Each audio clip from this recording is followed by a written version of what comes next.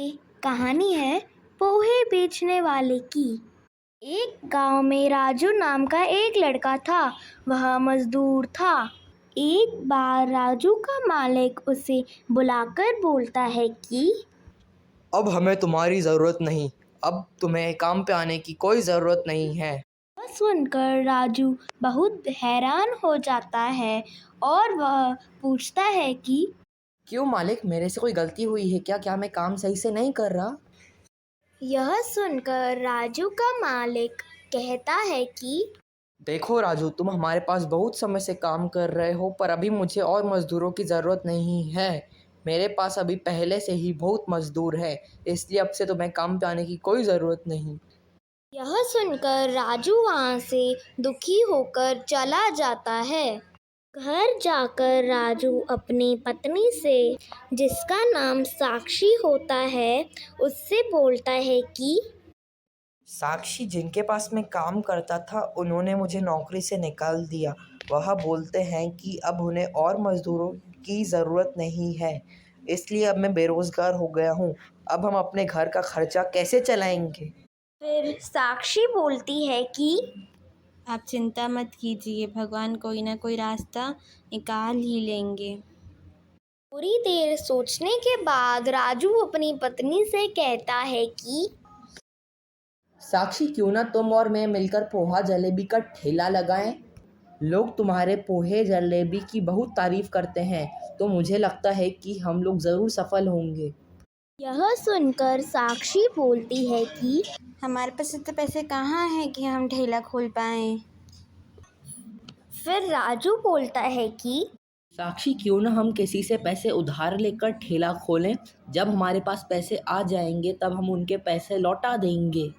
यह सुनकर साक्षी मान जाती है।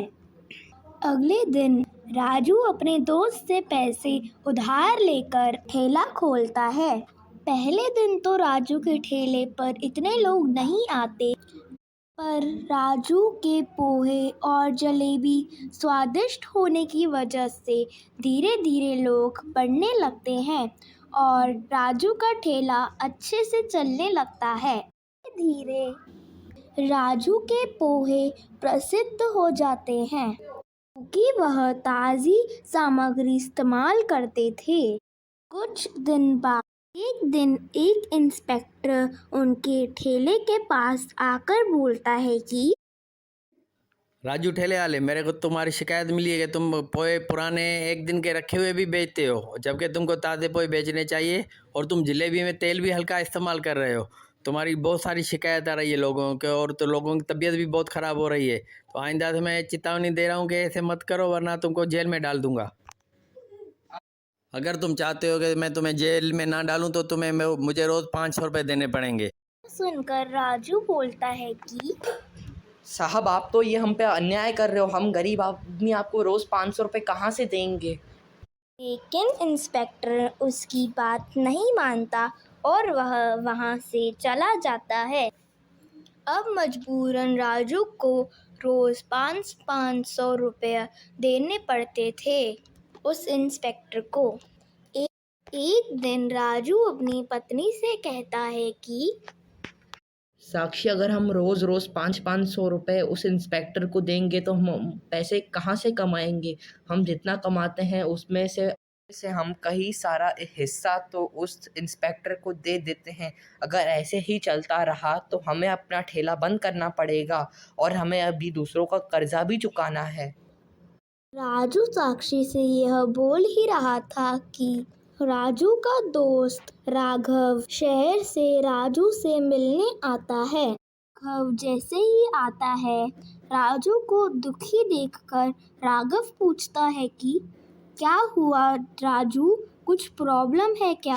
राजू अपनी सारी परेशानी राघव को बताता है। यह सुनकर राघव राजू से बोलता है कि कल जब इंस्पेक्टर तुमसे पैसे मांगने आए तो तुम उसे पैसे देने से मना कर देना, फिर बाकी आगे मैं संभाल लूँगा। अगले दिन जब इंस्पेक्टर राजू से पैसे मांगता है, राजू पैसे देने से मना कर देता है।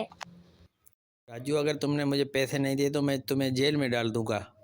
यह सब राघव रिकॉर्ड कर लेता है।